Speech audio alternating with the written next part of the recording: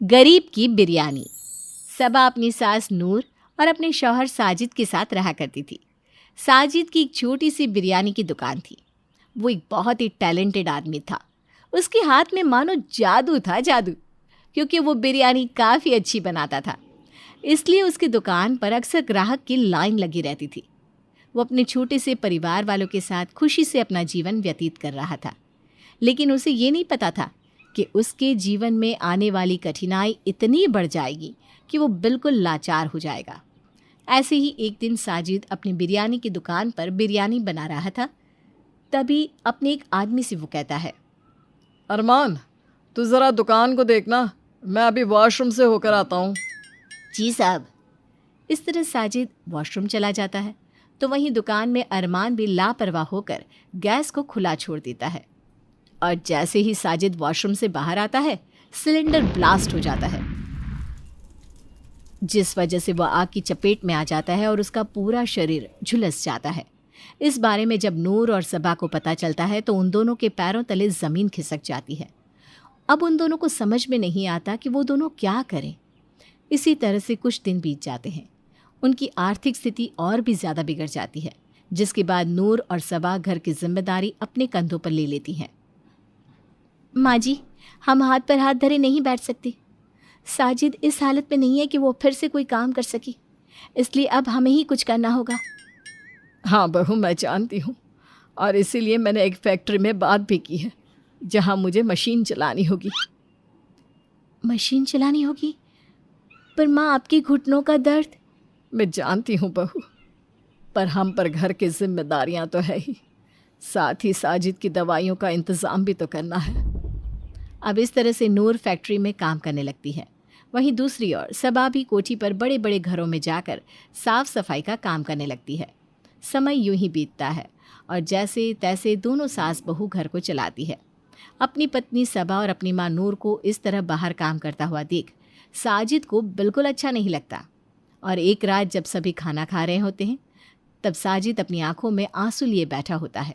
ये देखकर सबा कहती है, साजिद जी, क्या हुआ? आप इस तरह आंखों में आंसू लिए क्यों बैठे हैं? सबा, मुझे खुद के मर्द होने पर शर्म आ रही है। देखो तो, ना मैं उस दिन अरमान को दुकान संभालने को कहता और ना वो ब्लास्ट होता। आज ब्लास्ट होने के कारण मैं यूँ इस तरह अपाहिज बनकर घर में तुम दोनों के ऊपर बोझ बना पड़ा हूँ। आज मेरी वजह से मेरी बीवी और मेरी माँ को बाहर जाकर काम करना पड़ रहा है। साजिद जी, आप क्या कह रहे हैं? आप हम पर कोई बोझ नहीं है। और क्या हुआ अगर मैं और माँ जी बाहर जाकर काम कर रहे हैं तो? क्या औरत बाहर जाकर काम नहीं कर सकती? नहीं सबा, ऐसा नहीं है, लेकिन फिर भी इस घर में अकेले पड़े रहना मुझे बिल्कुल भी अच्छा नहीं लगता। ऐसा लगता है ये घर मुझे काटने को दौड़ रहा है, और इस घर की चारों दीवारें चीख चीख कर बोल रही हैं कि मैं एक अपाहिज हूँ। साजिद बेटा, तू अपाहिज नहीं है, तू बस जला हुआ है और तुझे ठीक होने में थोड़ा समय लगेगा। तो आज के बाद खुद को अपाहिज कभी मत बोलना, और ना ही खुद को हम लोगों के ऊपर बोझ समझना, समझे? इस तरह नूर और सबा साजिद को शांत करवाती हैं और सभी खाना खाकर सो जाते हैं। समय गुजरता है। गुजरते समय के साथ सबा को हमेशा नए नए प्रकार की चुनौतियों का सामना करना पड़ रहा था। कभी उसे कोई चीज़ के लिए बोलता तो कभी कोई किसी चीज़ के लिए। इस तरह से सबा के सामने एक के बाद एक चुनौतियाँ आती रहती है। ऐसे ही एक सुबह, बहू, आज पैरों में बहुत दर्द हो रहा है, न जाने क्या हो गया है। इस दर्द की वजह से पैर भी नहीं हिलाया जा रहा। मम्मी जी, आपके पैरों का दर्द अचानक कैसे बढ़ गया? ये तो अल्लाह ही जाने बेटा कि मेरे पैरों में इतना दर्द कैसे बढ़ गया, लेकिन मुझे नहीं लगता कि आज मैं फैक्ट्री जा पाऊंगी। कोई बात नहीं मम्मी जी, आप घर में ही आराम कर लीजिए। मैं हूँ ना, मैं अकेले ही बाहर के साथ साथ घर भी संभाल लूँगी। अब क्या था, सबा अकेले ही अपने घर को संभालती, साथ ही बाहर के काम को भी अच्छे से संभालती हैं। और इस तरह से कुछ महीने और गुजर जाते हैं। और एक दिन सबा एक बड़े से महल में साफ सफाई का काम कर रही थी। तभी वहाँ अरशद आता है। सबा को देखकर अरशद के पैरों तले ज़मीन खिसक जाती है। अरे भाभी जान, आप यहाँ? आपने मुझे पहचाना? जी नहीं, आपको नहीं पहचाना। आपकी तारीफ? भाभी जान, आप और खाला मुझे पहचान भी नहीं सकते, क्योंकि आज से पहले मैं आपसे और खाला से कभी नहीं मिला, लेकिन मैं आपके शौहर साजिद को बहुत अच्छे से जानता हूँ। साजिद भाई साहब मुझसे ही बिरयानी बनाने का सामान लेकर जाया करते थे। अच्छा, तो आप ही हैं अरशद भाईजान। साजिद जी ने मुझे आपके बारे में बताया था, लेकिन मैंने आपको आज से पहले कभी देखा नहीं, इसलिए मैं आपको पहचान नहीं पाई। कोई बात नहीं भाभी जान। पर आप इतने समय तक कहाँ थे? भाभी जान, मुझे किसी वजह से गांव से शहर जाना पड़ा और मैं वहीं सेटल हो गया।